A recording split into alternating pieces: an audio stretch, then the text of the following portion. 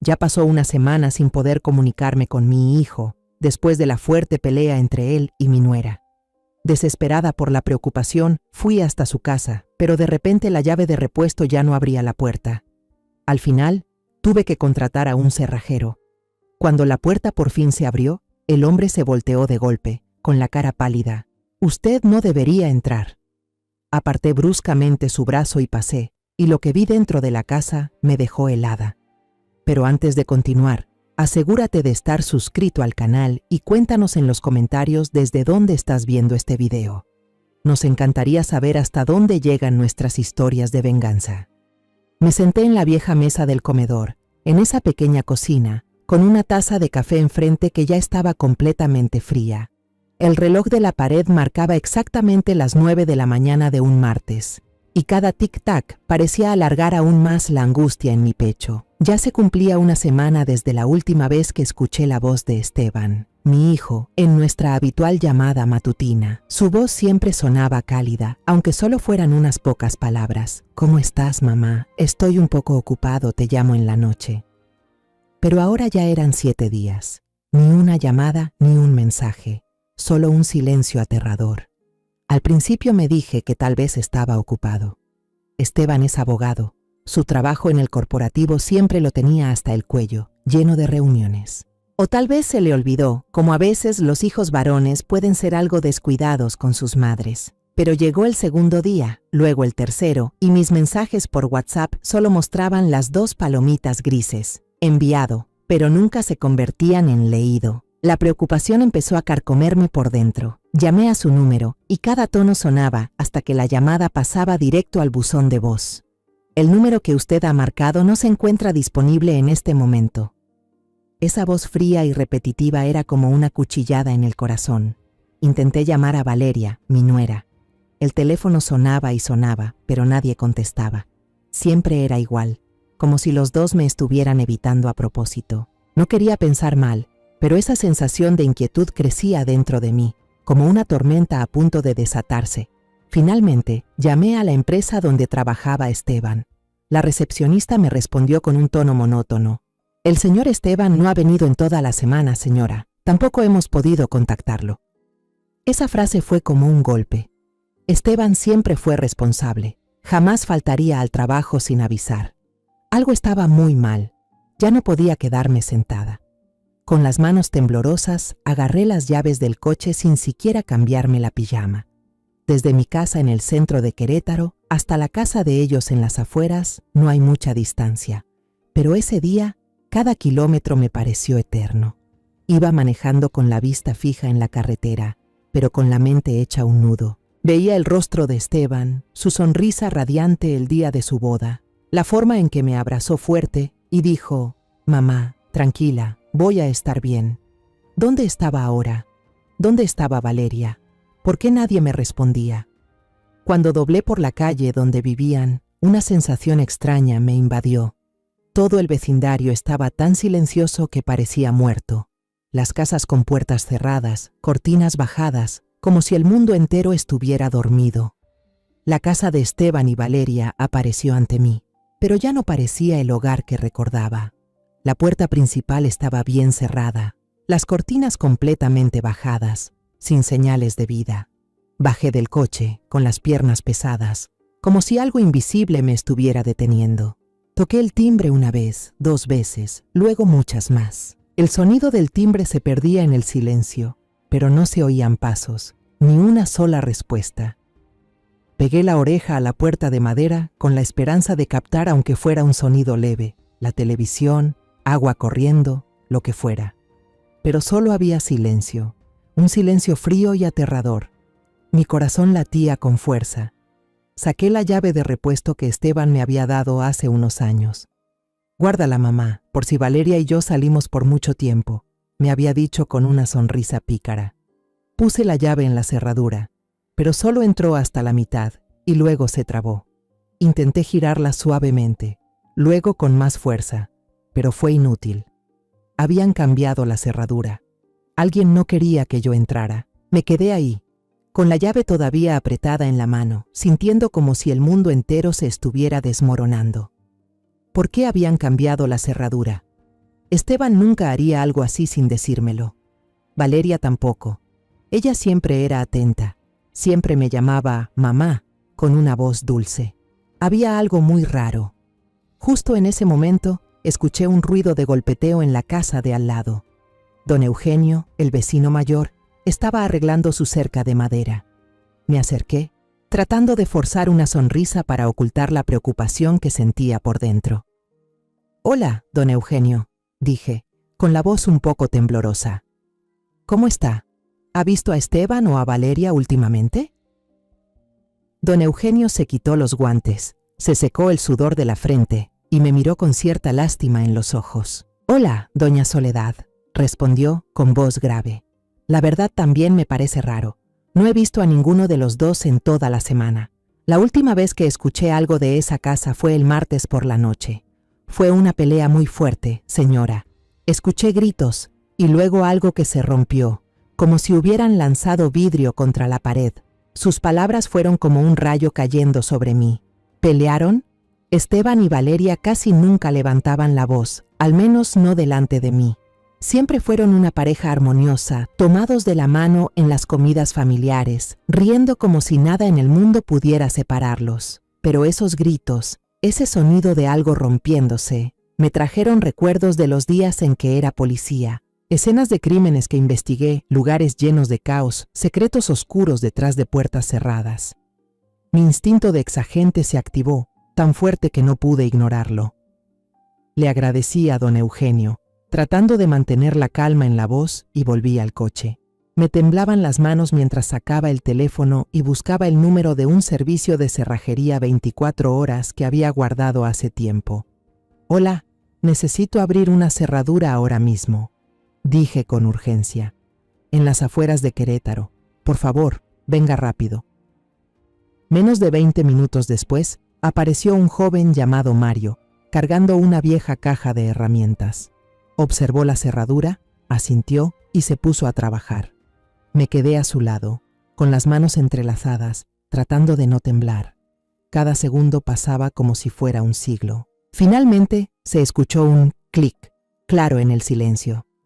La puerta se entreabrió, pero Mario retrocedió un paso de repente, con el rostro pálido. «Señora», dijo con voz temblorosa, «mejor no entre». Sus palabras sonaron como una advertencia, pero yo no podía detenerme. Esteban era mi hijo, era mi sangre. Si algo había pasado, tenía que saberlo. Aparté suavemente a Mario y empujé la puerta para entrar. De inmediato, un olor fuerte a químicos me golpeó la nariz, una mezcla de cloro y amoníaco, tan penetrante que empecé a toser sin control. Me cubrí la boca con la mano, los ojos me ardían, pero seguí avanzando. Lo que vi me heló el corazón.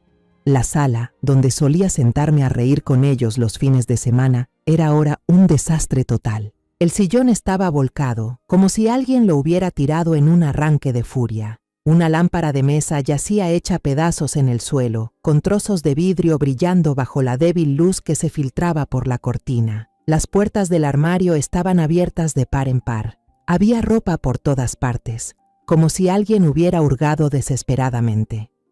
En la mesa de centro, una botella de vino tinto se había derramado por completo, y la mancha seca formaba un parche color púrpura oscuro, como sangre sobre la madera.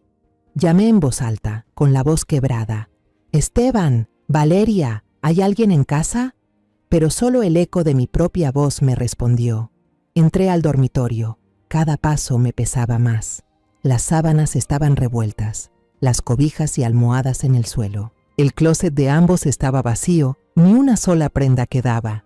Abrí el cajón del tocador, donde Valeria solía guardar sus pasaportes y documentos, pero no había nada. Sus maletas, esas mismas que yo les ayudé a empacar para las vacaciones, también habían desaparecido. Respiré hondo, tratando de contener el miedo que me rugía por dentro, y marqué el número de Hilario. Hilario fue mi alumno hace años, un joven despierto a quien guié desde sus primeros días como cadete. Ahora era jefe del equipo de investigaciones criminales en Querétaro. «Señora Soledad», dijo su voz al teléfono, cálida pero con un dejo de preocupación al oír mi breve relato. «Tranquila, ya voy para allá».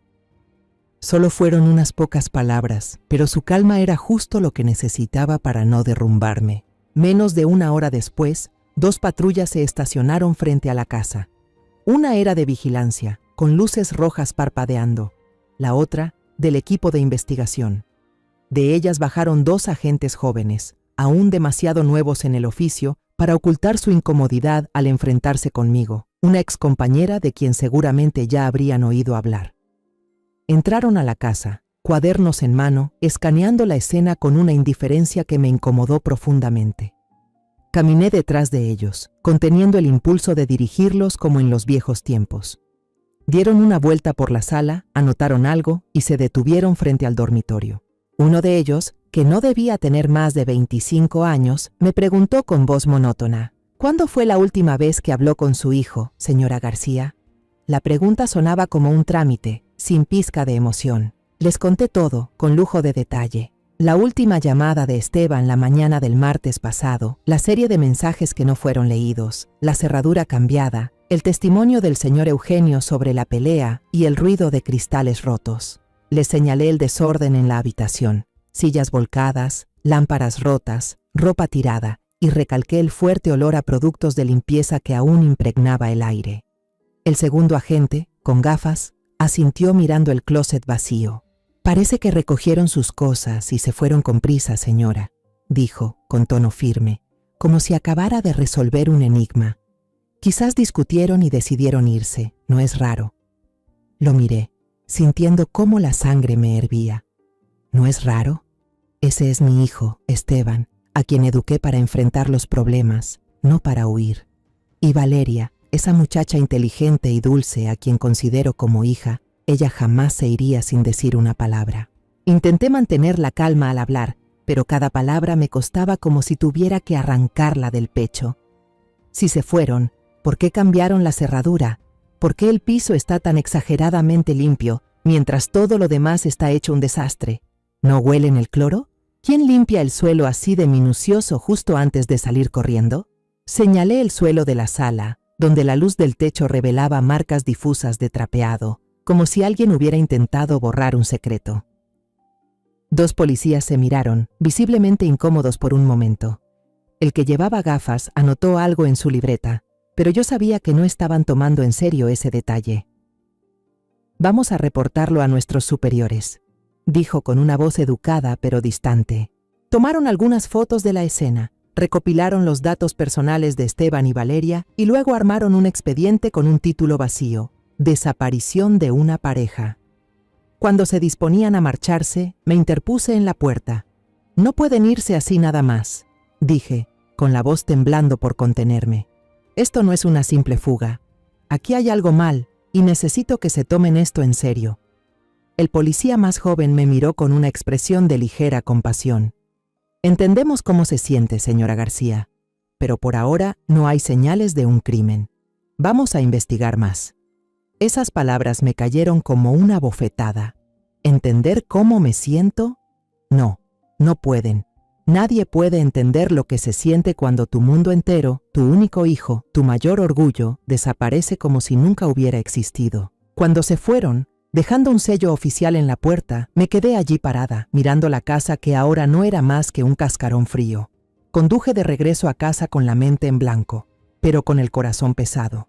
Mi casa, que antes estaba llena de las risas de Esteban cuando era niño, ahora se sentía asfixiantemente silenciosa. Entré en el viejo despacho, donde solía pasar horas analizando expedientes de casos. La pequeña caja de madera seguía en la estantería, cubierta por una fina capa de polvo.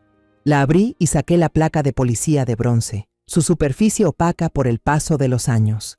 La apreté fuerte entre mis manos, el frío del metal calándome hasta los huesos. Había resuelto algunos de los casos más complicados, me había enfrentado a criminales peligrosos sin mostrar miedo. Pero ahora, ante el peligro que amenazaba a mi propio hijo y a mi nuera, me sentía más impotente que nunca. Me senté en la silla, mirando fijamente la placa, y los recuerdos me invadieron. Aquellas noches en que Esteban se sentaba a mi lado, con los ojos brillando mientras yo le contaba sobre mis casos. «Mamá, eres increíble», solía decirme, con orgullo en la voz. «Yo también quiero ser como tú», vivir por la justicia. ¿Y ahora? ¿Dónde está? ¿Estoy fallando al hijo que juré proteger con toda mi vida? Esa noche no pude dormir. Encendí la laptop y entré al sitio de noticias de la ciudad. Una nota breve apareció, cortante como una navaja. Policía de Querétaro busca a pareja joven desaparecida. Debajo, la foto de boda de Esteban y Valeria, sus sonrisas radiantes recordándome cruelmente los días felices que ya no volverán. Miré los ojos de Esteban en la imagen, buscando una señal, una pista, cualquier cosa. Pero solo encontré silencio. Tomé el teléfono, deslicé el dedo por la pantalla y marqué su número una vez más. Sabía que me estaba engañando a mí misma, pero aún así mantenía la esperanza, aunque fuera una chispa minúscula. El tono sonó, y luego esa voz robótica del buzón de voz. El número que marcó no está disponible en este momento. Apoyé la cabeza sobre la mesa. «Esteban, ¿dónde estás?», susurré, pero nadie respondió. Pasaron 3 días, pero para mí fueron como una eternidad. Cada mañana al despertar, deseaba recibir una llamada de Hilario, o incluso de Esteban, con su voz conocida. «Mamá, perdón por preocuparte». Pero el teléfono seguía en silencio. Solo se encendía con mensajes publicitarios sin sentido. Las noticias sobre la pareja desaparecida ya habían sido relegadas a las esquinas de los periódicos locales, reemplazadas por accidentes de tránsito o festividades próximas. El mundo seguía girando, pero para mí se había detenido el día en que entré a esa casa vacía. La mañana del miércoles, el teléfono vibró. El nombre de Hilario apareció en la pantalla y sentí que el corazón se me apretaba. Su voz al otro lado de la línea era grave y seria, nada que ver con el muchacho bromista de antes. «Doña Soledad, ¿tiene un momento? Necesito verla. No es algo que pueda contar por teléfono». Me citó en una cafetería vieja cerca de la comisaría, donde solíamos pasar horas después de los turnos nocturnos, compartiendo historias del trabajo y de la vida. Acepté de inmediato, aunque en el fondo ya sabía que esa reunión no traería buenas noticias. Llegué antes y elegí una mesa en un rincón apartado del lugar, donde el olor a café tostado golpeaba fuerte, pero no alcanzaba a disipar el frío que sentía por dentro. Pedí un café negro, sin azúcar, solo para tener algo entre las manos y que no me temblaran. Cuando Hilario entró, lo reconocí de inmediato. Ya no llevaba uniforme, traía puesta una camiseta sencilla, pero sus ojos hundidos y el rostro cansado decían que no había dormido bien. Puso una carpeta delgada sobre la mesa, pero no la abrió de inmediato, como si estuviera evaluando si yo tenía la fuerza para escuchar lo que venía. «Doña Soledad», comenzó Hilario con voz suave pero firme. «Acabo de recibir información del Grupo de Investigación de Sustancias Controladas del Bajío. Han estado siguiendo una red grande de tráfico de drogas sintéticas durante meses. Y...» Se detuvo. Me miró directo a los ojos, como si quisiera pedirme perdón antes de hablar. El nombre de Valeria Montiel apareció varias veces en las escuchas y en los registros incautados a un detenido la semana pasada. Sentí que la sangre se me helaba. ¿Valeria? ¿Mi nuera? La misma que abracé el día de su boda, la que siempre me llamó mamá con esa sonrisa tan dulce. Negué con la cabeza, casi por reflejo. «No, Hilario. Valeria es la jefa de contabilidad, una mujer inteligente y responsable. Ella no puede estar metida en eso». Pero Hilario no se detuvo. Abrió la carpeta, sacó una foto borrosa, claramente tomada de lejos por una cámara de vigilancia. En la imagen, Valeria estaba en un estacionamiento solitario, hablando con un hombre de rostro duro y tatuajes por todo el brazo. Llevaba puesta una sudadera con capucha que le cubría la cabeza, pero yo reconocí de inmediato su postura. «Doña Soledad», siguió Hilario, con un tono aún más pesado, «la hipótesis del grupo de investigación es que Valeria no solo está involucrada, sino que tiene un rol importante en esta red. Y...»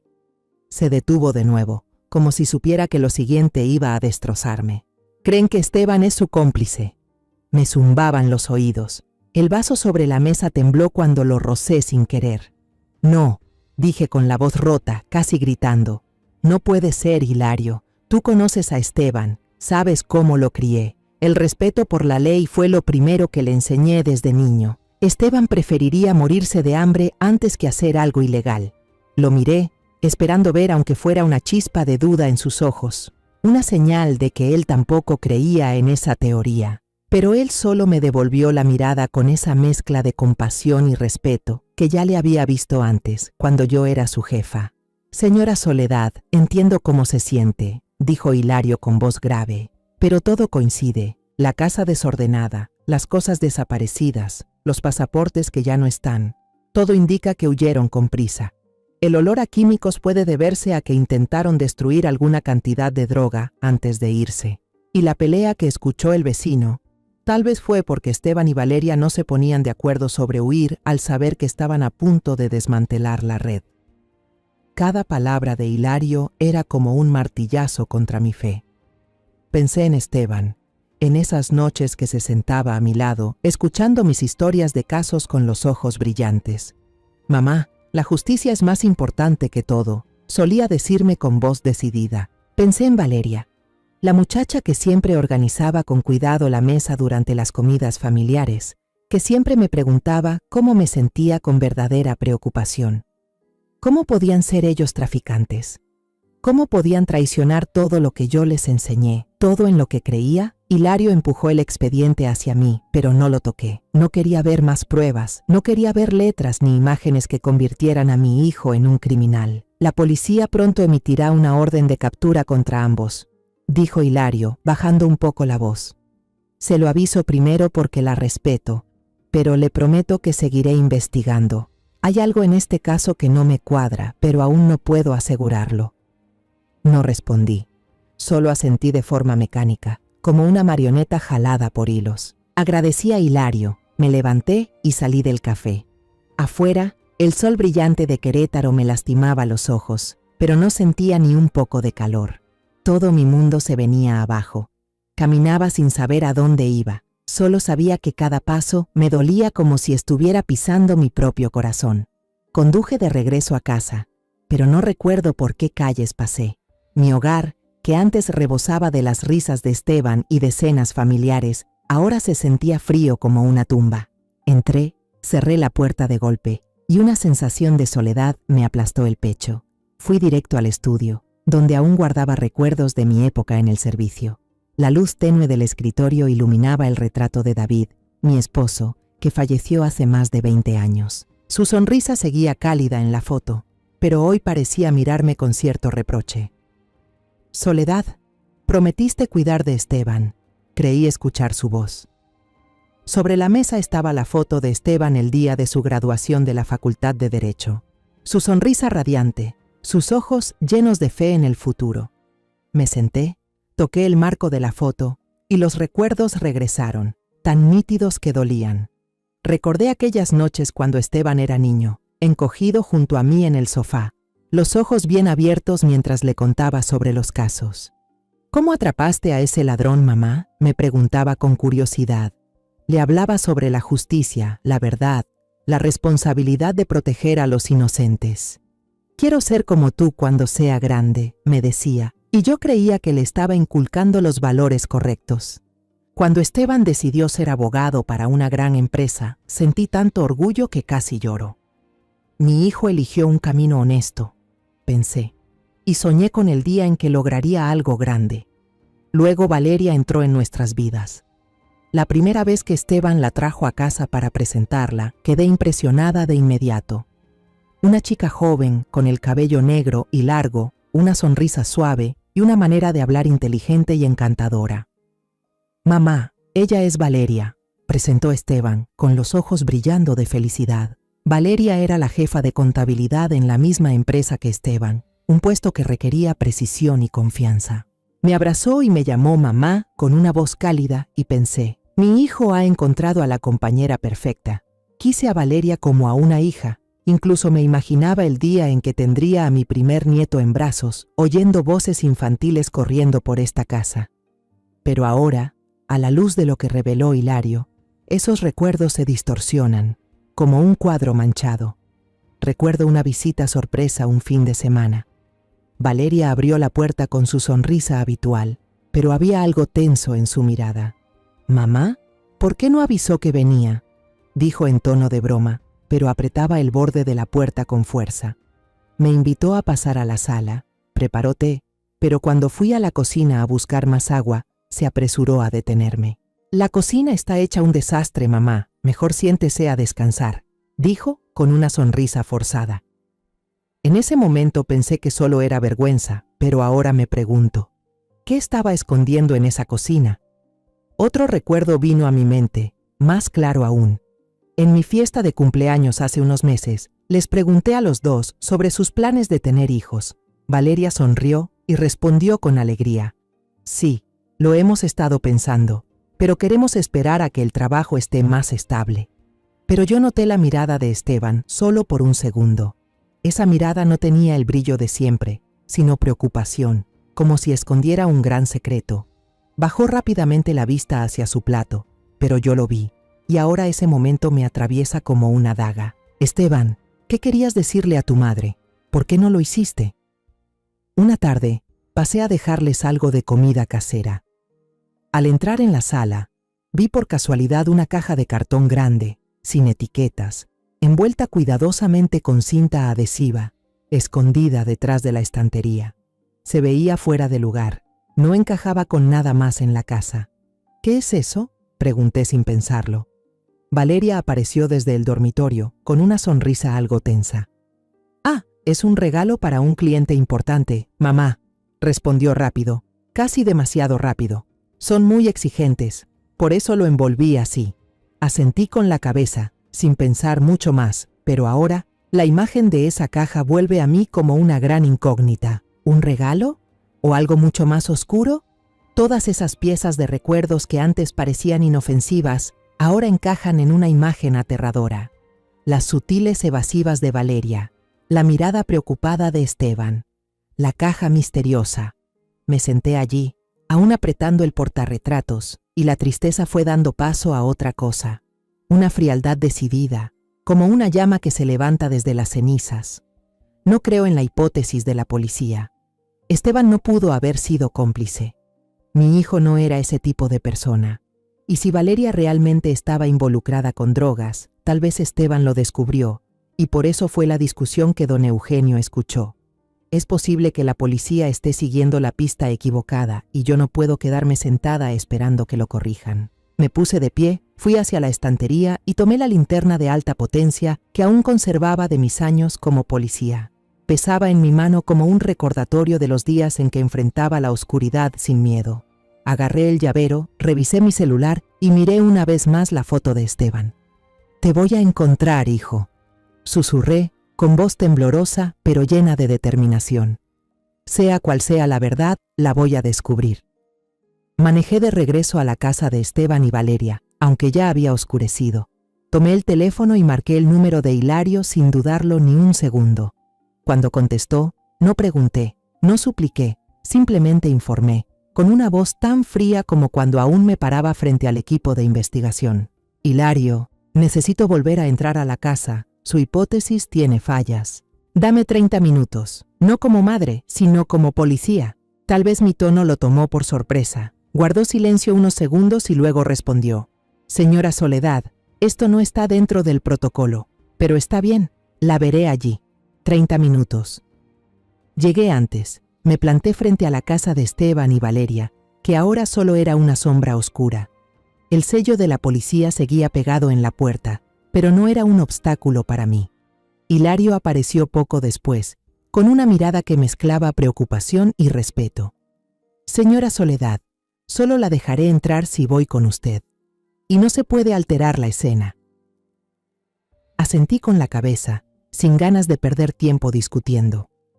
Él retiró el sello, empujó la puerta y entramos. Era la segunda vez que pisaba esa casa. El olor a químicos ya se había desvanecido un poco, pero el caos seguía intacto. El sillón volcado, los fragmentos de vidrio del florero roto esparcidos por el piso y la mancha seca de vino en la mesa de centro seguían ahí, como recordatorio de lo ocurrido. Me puse los guantes de goma que había traído y encendí la linterna profesional que solía usar en los casos viejos. El haz blanco y helado recorrió el cuarto y sentí la presencia de Hilario detrás de mí, observando en silencio. Comencé por la sala, donde todo parecía haber sido revuelto por el pánico. Apagué todas las luces de la casa para que solo la linterna iluminara. Me arrodillé en el suelo y pasé la luz a ras del piso, avanzando lentamente sobre los azulejos. Tal como sospechaba, las marcas de limpieza salieron a la vista, cruzadas entre sí como un dibujo desordenado. Se concentraban justo al lado de la mesa rota, donde el vino seco parecía sangre. «Hilario, mira esto», dije con voz ronca. «Esto no es una limpieza normal. Alguien intentó borrar una mancha difícil y lo hizo con mucha dedicación». Hilario se agachó. Su mirada se agudizó. «Tiene razón, pero ¿qué clase de mancha era?» No necesitábamos respuesta. Los dos sabíamos a dónde llevaba esa pregunta. Me levanté y fui hacia la cocina, donde el olor a químicos aún flotaba en el aire. El basurero bajo el fregadero ya había sido revisado por la policía, pero dudaba que lo hubieran hecho a fondo. Lo volqué sin pensarlo al suelo, ignorando la mirada sorprendida de Hilario. Entre envoltorios y bolsas comunes encontré lo que buscaba: 2 botellas grandes de cloro, una de amoníaco y una más de limpiador industrial para pisos. ¿Has visto a alguien usar tantos químicos para limpiar una casa?, le pregunté con sarcasmo. Hilario negó con la cabeza, su rostro más serio que nunca. Volví a la sala, decidida a no dejar pasar ningún detalle. Me arrodillé, iluminé debajo del sofá, del librero, pero solo encontré polvo y basura sin sentido. Entonces, cuando pasé la luz por debajo del mueble de copas en la esquina, algo metálico brilló. El corazón me dio un vuelco. Saqué una regla larga de mi bolso y con cuidado arrastré el objeto. Cuando lo tuve en la mano, casi me faltó el aire. Era el anillo de bodas de Esteban, de oro blanco, el mismo que lo ayudé a elegir para su boda. Pero lo que me hizo temblar fue la sangre seca y oscura atrapada en los delicados grabados del anillo. Hilario se acercó, mirando fijamente el anillo en mi mano. «Señora Soledad», susurró, pero no terminó la frase. Su expresión cambió, de sospecha a verdadera preocupación. Apreté el anillo con fuerza. Sentía como si me quemara la palma.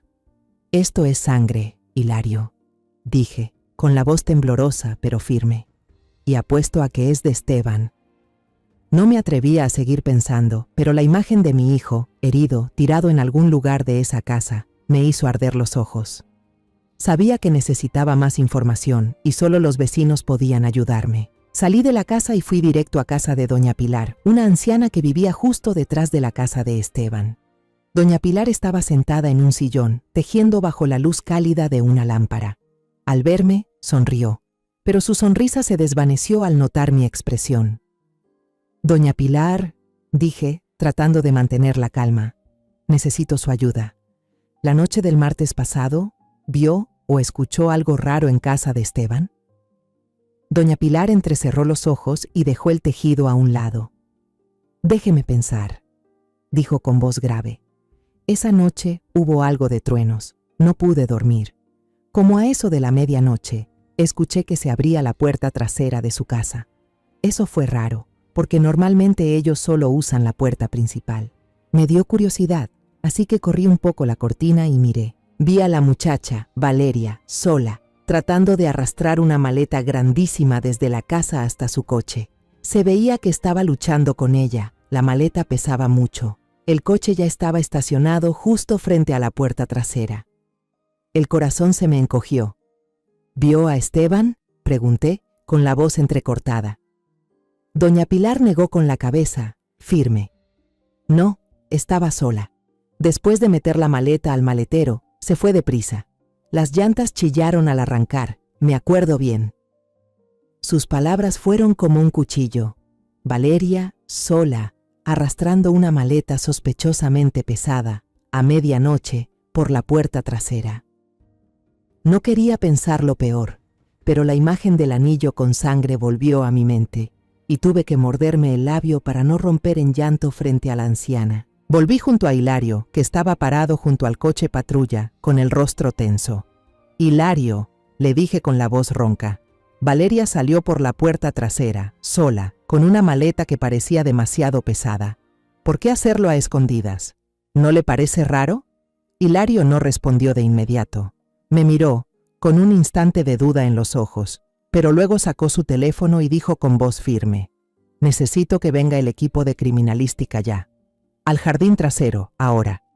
Me quedé ahí, con el corazón latiendo a toda velocidad, sintiendo que cada segundo que pasaba nos acercaba más a la verdad, aunque no sabía si tendría fuerzas para enfrentarla.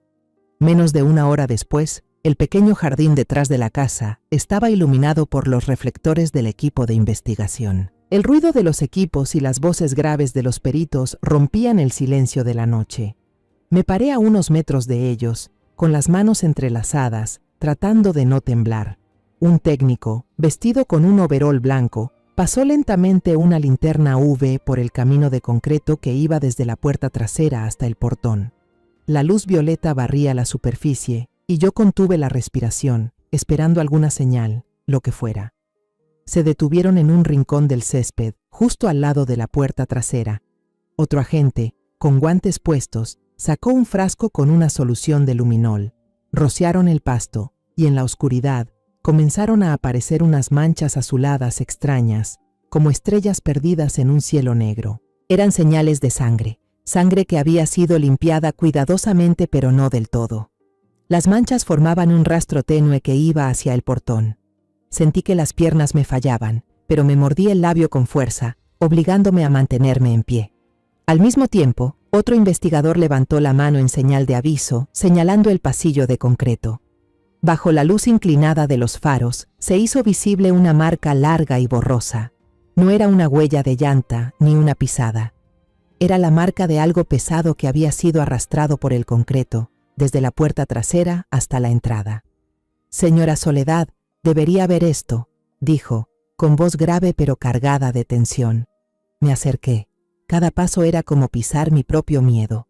Esa marca, fría y nítida, contaba una historia que yo no quería creer. El equipo técnico empezó a tomar muestras de los rastros brillantes sobre el pasto, colocándolas con cuidado en pequeños tubos de ensayo. Trabajaban con la precisión de quienes están acostumbrados a enfrentar verdades crueles. Pero yo sabía, en el fondo, que ya había imaginado el resultado. Sangre sobre el pasto, sangre en el anillo de bodas de Esteban. Todo gritaba una verdad que yo no quería aceptar. Me quedé junto a Hilario, sintiendo que el mundo se hacía pequeño, que solo quedábamos yo y esos destellos azulados.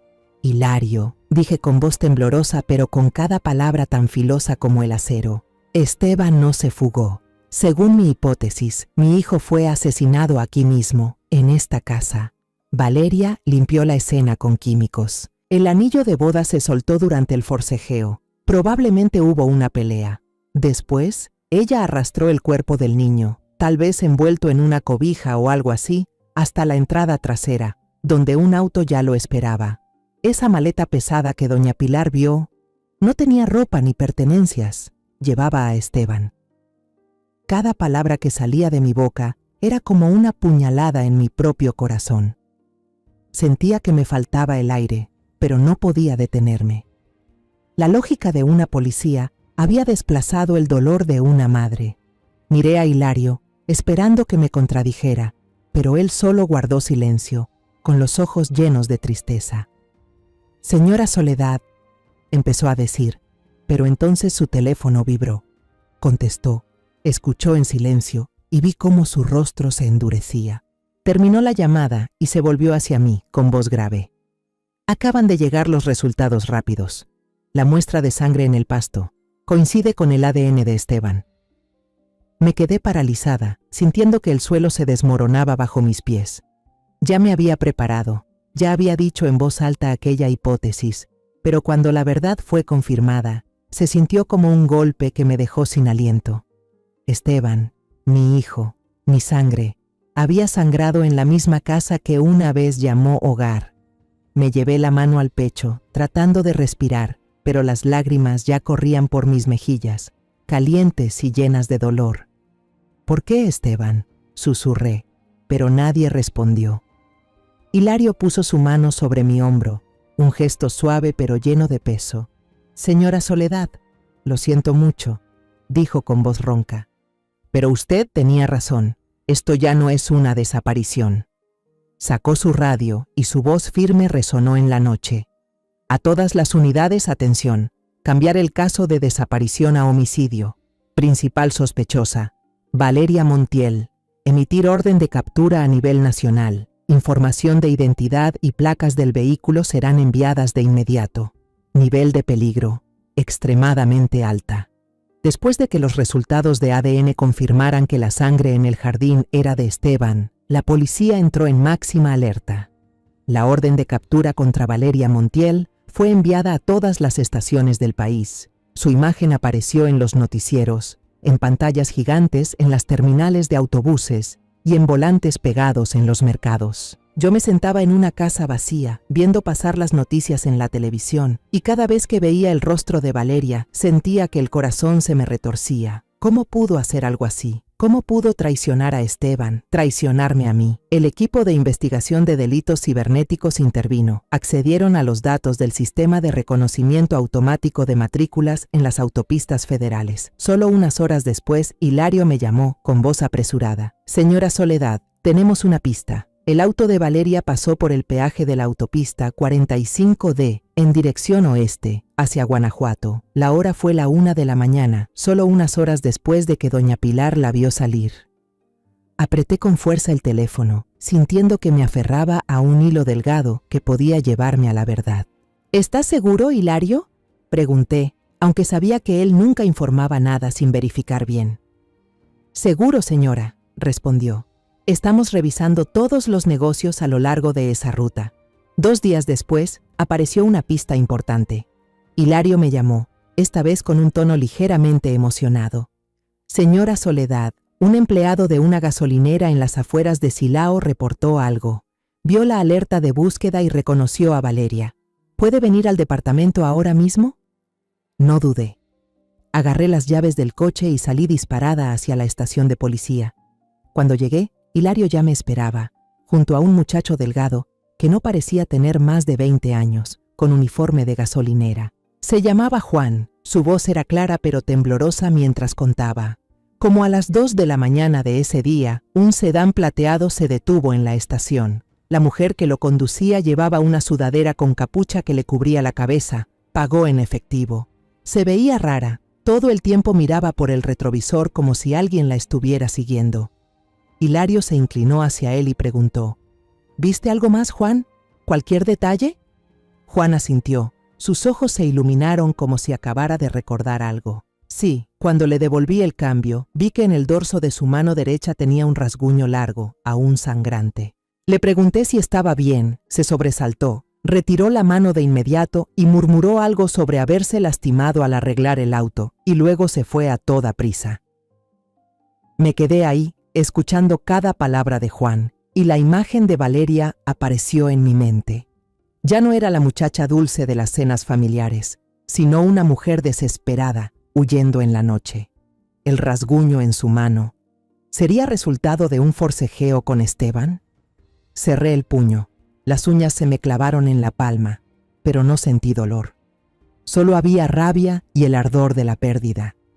El rastro del coche se perdió después de que se desvió hacia una carretera estatal donde no había cámaras de vigilancia.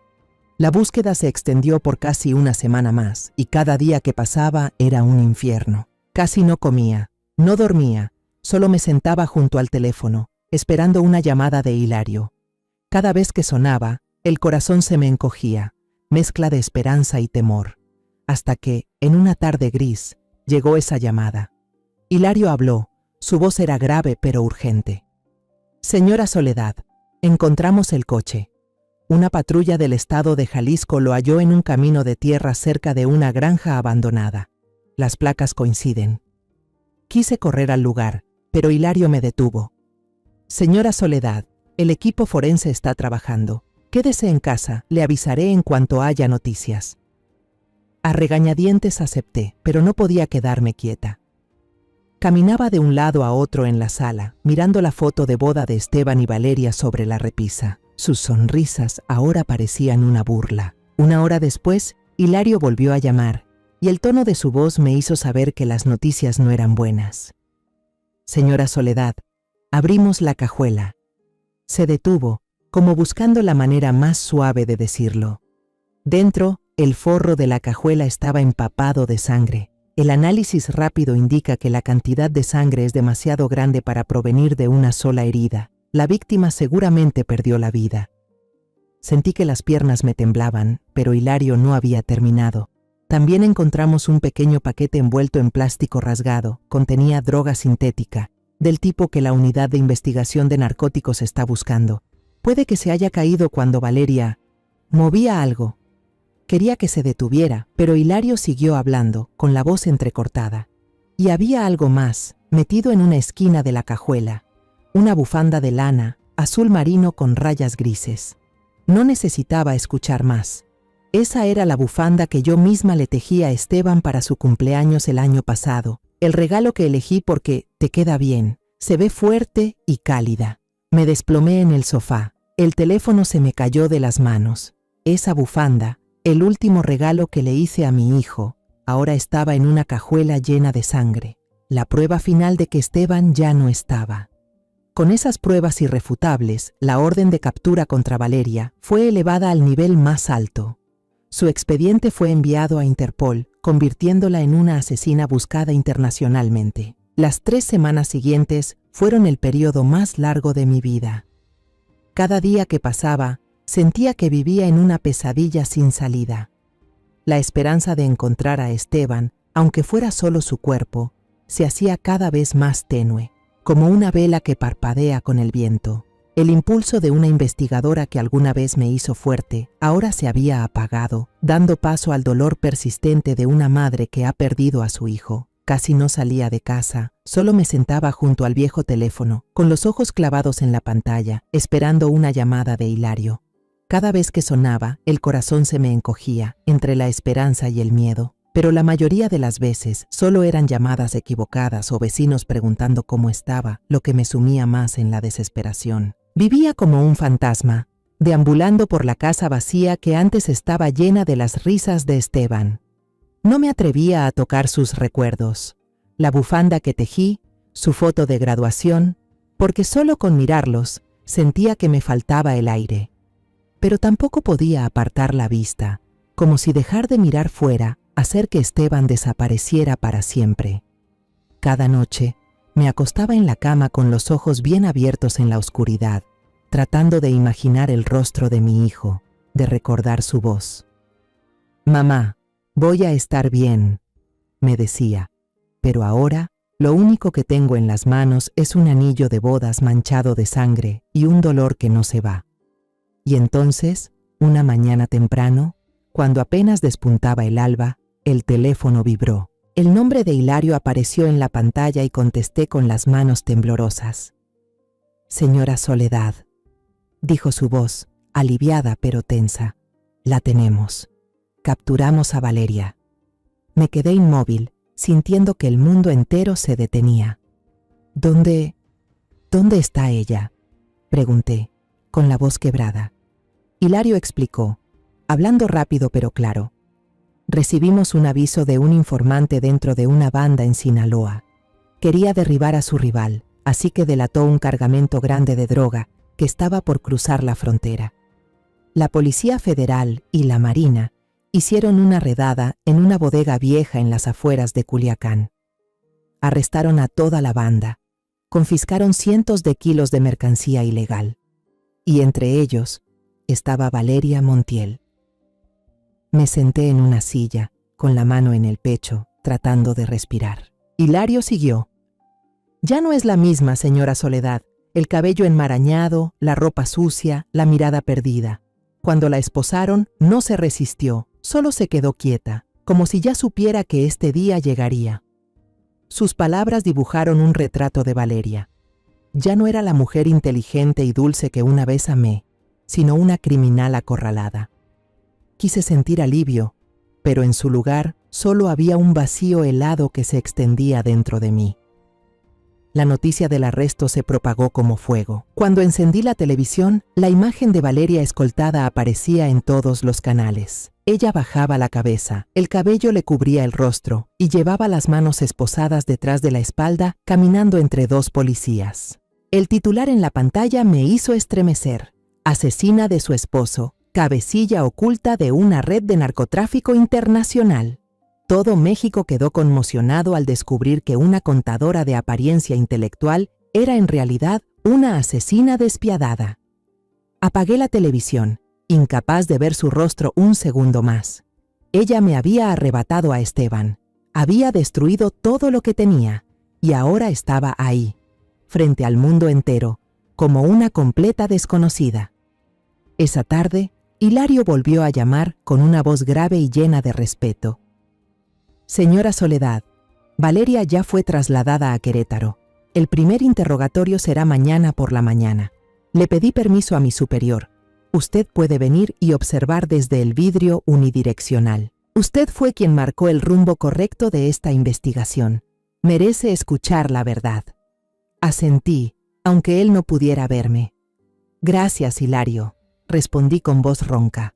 Iré. Esa noche, abrí el armario y saqué el traje gris que solía usar en los juicios importantes cuando aún estaba en funciones. Me quedaba perfecto, como si el tiempo no hubiera pasado, pero al mirarme en el espejo, vi a una mujer distinta. Mi cabello tenía muchas más canas, los ojos hundidos por tantas noches sin dormir, pero la mirada seguía igual de aguda como en los días en que enfrentaba a los criminales más peligrosos. Ese traje había sido mi armadura, y ahora lo necesitaba más que nunca.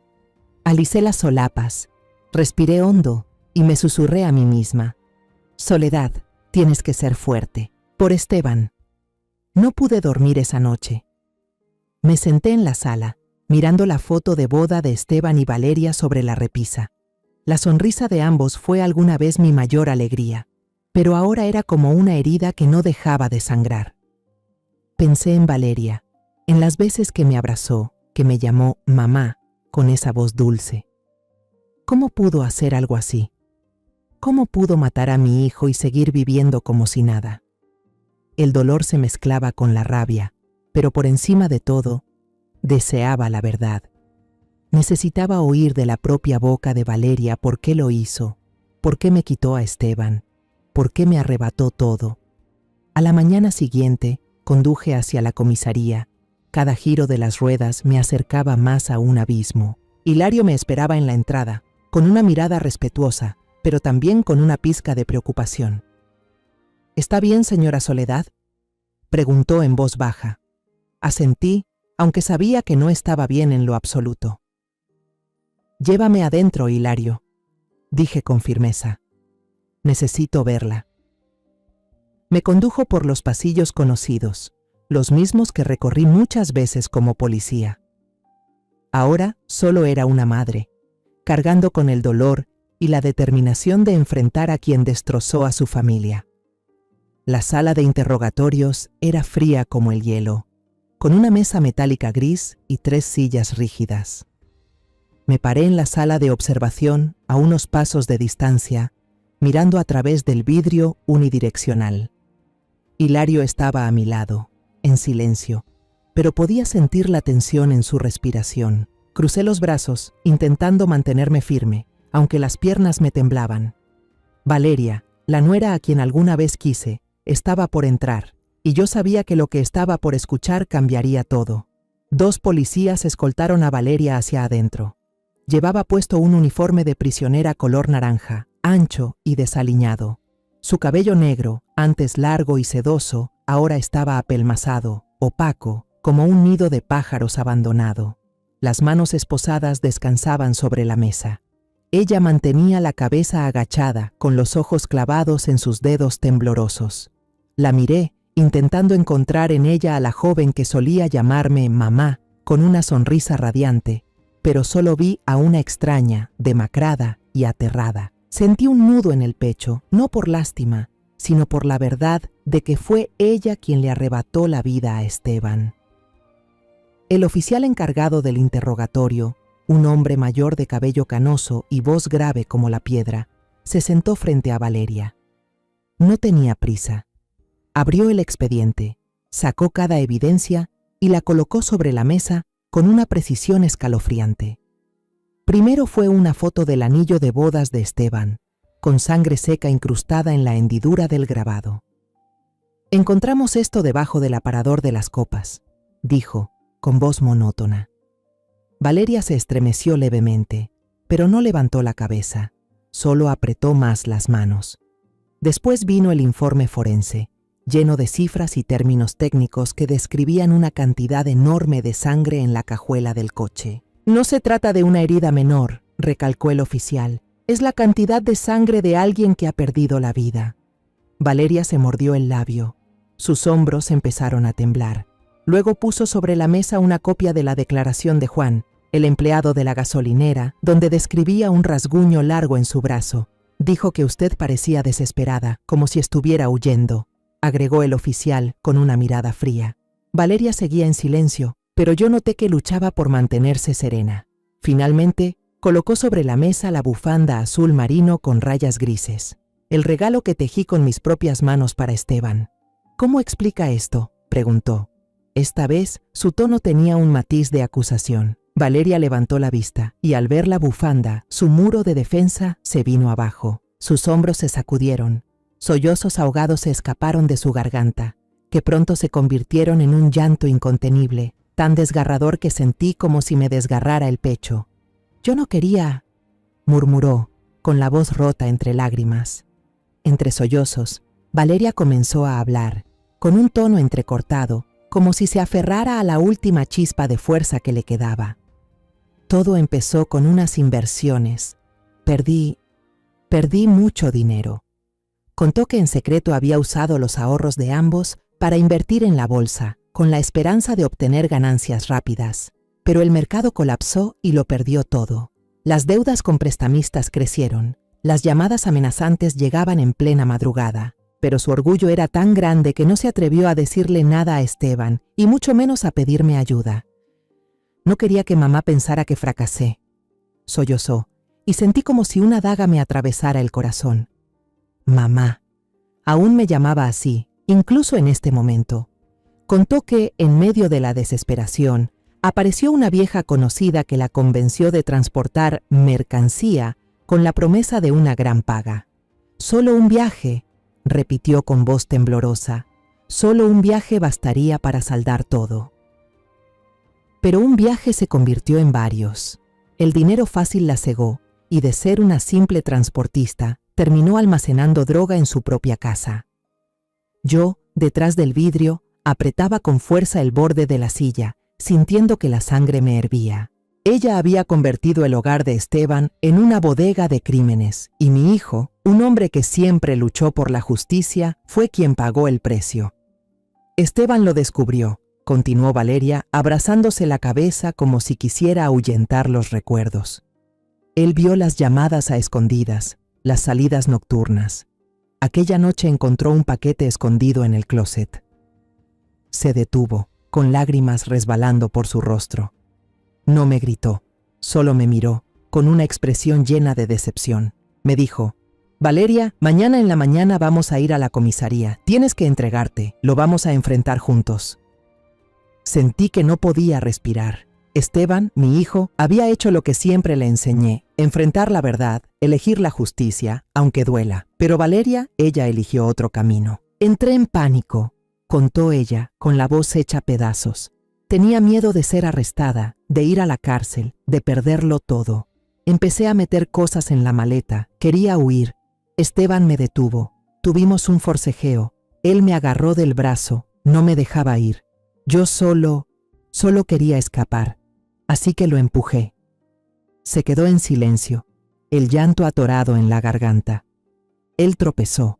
Se golpeó la espalda contra una repisa y luego la nuca contra la esquina de la mesa de centro, que era de vidrio. Cayó al suelo. Había mucha sangre. Apoyé la frente contra el vidrio helado, las lágrimas corriendo sin parar. La imagen de Esteban allí tendido, con la sangre extendiéndose por el piso, me hacía querer gritar. Valeria continuó, como confesando por última vez. Intenté darle primeros auxilios, pero no funcionó. Ya no respiraba. No sabía lo que hacía. Solo quería ocultarlo todo. Usó todos los productos de limpieza de la casa, frotó el piso, las paredes, una y otra vez, hasta casi asfixiarse por el olor a cloro. Sola en la oscuridad, arrastró el cuerpo de Esteban hasta la puerta trasera, lo envolvió en una cobija gruesa y lo metió en la cajuela del coche. Condujo hasta una zona montañosa y apartada cerca de Guanajuato, donde antes habían ido de excursión. Con una pequeña pala de jardín, cavó un hoyo poco profundo y enterró a mi hijo. «Yo no quería matarlo», gritó, levantando la vista hacia el vidrio, como si supiera que yo estaba ahí. «Fue un accidente. Tenía demasiado miedo. No sabía lo que hacía». Según su declaración, la policía encontró el cuerpo de Esteban. No mintió. Mi hijo estaba envuelto con cuidado en la cobija, colocado con respeto, como si aún quedara algo de humanidad en ella. El entierro fue torpe, apresurado, pero no hubo señales de profanación. Eso probaba una verdad dolorosa. No fue un asesinato premeditado, sino un accidente espantoso, causado por el miedo y el error. Pero eso no aliviaba mi dolor. Apoyé la frente contra el vidrio. Las lágrimas seguían cayendo sin control. Por primera vez desde que todo esto comenzó, lloré, no por debilidad, sino porque el dolor era demasiado, como una ola que me ahogaba. Estaba furiosa con Valeria, con su estupidez y su cobardía. Sentía compasión por ella, porque una parte de mí aún recordaba a la muchacha que fue mi nuera. Pero por encima de todo, sentía odio, porque ella me había arrebatado a Esteban, mi único hijo, el orgullo y el amor más grande de mi vida. El juicio se llevó a cabo rápidamente, dejándome un vacío imposible de llenar. Las pruebas eran irrefutables, el anillo de bodas manchado de sangre, la cantidad de sangre en la cajuela del auto, la confesión de Valeria. Todo llevó al juez a emitir un veredicto sin mucha demora. Valeria y sus cómplices en la red de narcotráfico fueron condenados a largas penas de prisión. Cuando se leyó la sentencia, yo estaba sentada en primera fila, en silencio, sin sentir ningún alivio. Se había hecho justicia, pero Esteban, mi hijo, nunca volvería. El día de la sentencia final, la sala del tribunal estaba cargada de murmullos de la prensa y destellos de cámaras. Valeria, vestida con el uniforme naranja de prisionera, fue escoltada por 2 agentes. Caminaba cabizbaja, despacio, como una sombra de lo que fue. Pero de pronto se detuvo. Se giró, sus ojos buscaron entre la multitud, y cuando me vio, el tiempo pareció detenerse. En medio del caos mediático, su voz se oyó, débil pero clara. «Mamá, lo siento por todo». Yo seguía sentada, paralizada, con las manos apretando el borde del asiento. Su mirada estaba llena de arrepentimiento, pero no pude responder. Solo la miré. Miré a esa nuera que una vez quise como a una hija, y que ahora era quien había arrebatado la vida de Esteban. Cuando su silueta desapareció tras la puerta de los reos, supe que era la última vez que la vería. Una parte de mí quería gritar, preguntarle por qué, pero otra parte solo quería olvidar todo. El cuerpo de Esteban finalmente fue entregado a la familia. El funeral fue silencioso, en una tarde de llovizna, con solo los más cercanos presentes. Me paré frente a su tumba, con una rosa blanca en la mano, la flor que Esteban solía decir que era pura como el corazón de mamá. El viento soplaba entre los árboles del cementerio, haciendo crujir las hojas como un susurro de despedida. Me arrodillé, dejé la rosa sobre la fría lápida y murmuré: «Esteban, descansa en paz, mamá seguirá adelante, por ti». Las lágrimas rodaron por mis mejillas, pero no las limpié. Fue la última vez que lloré por mi hijo. Los días que siguieron los viví como un fantasma.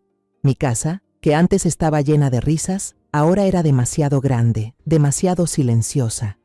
Cada objeto me recordaba a Esteban: la taza de café que usaba, el libro de leyes que dejó en el estante, la foto que nos tomamos juntos en San Miguel de Allende. No me atrevía a tocarlos, pero tampoco podía dejar de mirarlos. Hubo noches en que me sentaba en la sala, abrazando la bufanda azul marino que una vez le tejí, oliendo el aroma desvanecido de la lana, preguntándome si podría seguir viviendo sin Esteban. Hasta que un día, mientras encendía la televisión para llenar el silencio, vi la imagen de otra madre en las noticias. Ella sollozaba, abrazando la foto de su hijo, un joven que acababan de arrestar por tráfico de drogas. Sus ojos, hundidos y llenos de dolor, eran iguales a los que veía en el espejo cada día. En el sufrimiento de esa mujer, vi el reflejo de mí misma. Apagué la televisión, me quedé sentada en la oscuridad y por primera vez me pregunté, si sigo hundida en el dolor, ¿eso es lo que Esteban querría para su madre? ¿Podría esta tragedia familiar traer algo bueno? Empecé a cambiar. Una mañana, Hilario llamó con voz suave. Señora Soledad, la policía está organizando una campaña de prevención contra las drogas en escuelas y comunidades. Quieren invitarla como oradora para que cuente su historia. ¿Le gustaría intentarlo? Dudé, pero luego asentí. Lo haré, Hilario. Por Esteban. Por primera vez, al pararme frente a una multitud en un auditorio lleno de estudiantes y padres, me temblaban tanto las manos que casi dejo caer el micrófono. Conté mi historia. Sobre Esteban, sobre Valeria, sobre los errores que destruyeron mi familia. Mi voz se quebró al mencionar a mi hijo, pero no me detuve. Al mirar hacia abajo, vi miradas llenas de compasión, lágrimas silenciosas en los ojos de otras madres, y supe que había hecho lo correcto. Queridos jóvenes, dije con la voz entrecortada, piensen en su familia antes de tomar un mal camino. No hagan que las personas que los aman sufran como yo. Después de esa charla, recibí muchos agradecimientos, abrazos de desconocidos y cartas de estudiantes prometiendo no acercarse a las drogas. Me di cuenta de que mi historia, aunque dolorosa, podía ser una advertencia. Seguí participando en campañas. Recorrí todo Querétaro y luego otras ciudades cercanas, llevando la historia de Esteban para evitar tragedias similares. Usé los ahorros y el dinero de la indemnización del juicio para crear un pequeño fondo llamado Luz de Esteban. El fondo no solo ofrece ayuda económica, sino también asesoría psicológica y legal para madres con hijos en situaciones difíciles. Me reuní con ellas, escuché sus historias y las ayudé a encontrar fuerza para acompañar a sus hijos en el proceso de reconstruir sus vidas. Cada vez que veo a un joven decidido a dejar las drogas, cada vez que una familia logra reconciliarse, siento a Esteban. Mi hijo ya no está, pero su luz sigue viva en lo que hago. Mi vida nunca volvió a ser como antes. El dolor de perder a Esteban es una herida que no cierra, un vacío imposible de llenar. Hay noches en que todavía no puedo dormir, abrazada al pañuelo de mi hijo, llorando. Pero cada mañana me levanto, me pongo el viejo abrigo y continúo con mi misión. Ya no vivo solo para mí, sino para que Esteban no sea olvidado, para que la tragedia de mi familia se convierta en luz para otros. Esteban renació, de otra manera, en esta nueva vida y misión que llevo. Cuento todo esto no para causar lástima, sino para despertar a quienes caminan sobre esa delgada línea entre el amor y el silencio. Si yo no hubiera confiado ciegamente, si no hubiera tardado tanto en hacer preguntas, tal vez Esteban seguiría vivo. Mi historia de venganza no nació del odio, sino del amor de madre y la sed de justicia. Fue la claridad, la razón y el valor para enfrentar la verdad lo que me permitió llegar hasta el fondo y revelar todo lo que estaba escondido bajo una falsa apariencia de moral. Quiero decirles a todos los que dudan de su intuición, no guarden silencio por miedo a herir a alguien, porque ese silencio puede matar a quien más aman. La historia que acabas de escuchar tiene nombres y lugares modificados para proteger la identidad de los involucrados.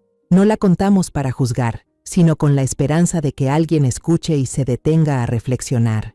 ¿Cuántas madres están sufriendo en silencio dentro de su propio hogar? Sinceramente me pregunto, si estuvieras en mi lugar, ¿qué harías? ¿Guardarías silencio por mantener la paz o te atreverías a enfrentar todo para recuperar tu voz?